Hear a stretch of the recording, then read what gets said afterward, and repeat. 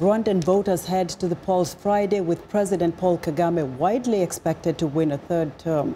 9 of the 11 registered political parties have endorsed the incumbent, but several candidates are still in the race. Zack Baddorf reports from Kigali. More than 200,000 people attended a final pre-election rally for President Paul Kagame. Local observers expect he will win a third term in power Friday by a wide margin. In 2010, he won 93% of the vote. He is a freedom fighter. He has brought us peace, unity, and reconciliation. Green Party candidate Dr. Frank Habineza held a much more low-key rally earlier this week, attracting about 500 people. The low turnout was blamed on a government order forcing a change in location.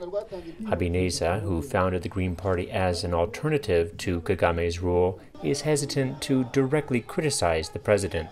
Is that we look at government policies, where something which is not going right, we criticize it, but also we give an alternative to that program, to that policy, but not individuals, because individuals come and go, but the government stays and the people stay.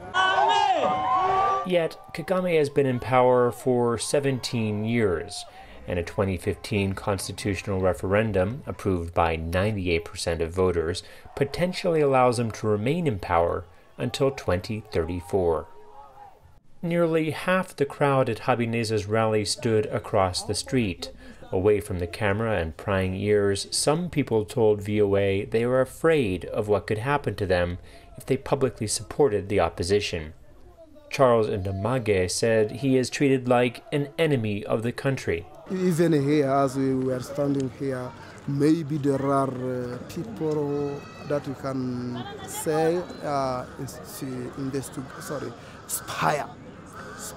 Everywhere they are, everywhere. Inside this gated house with curtains drawn and doors shut, Diane Rigara meets secretly with about 15 members of the People Salvation Movement.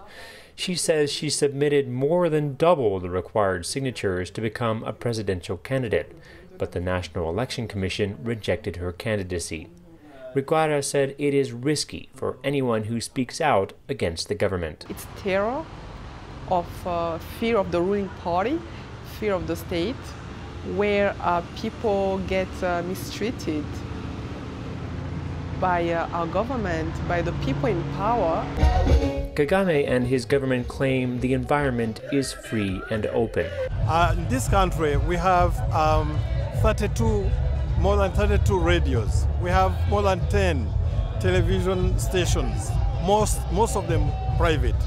We have a lot of associations, be it political associations, parties, be it simply civil society.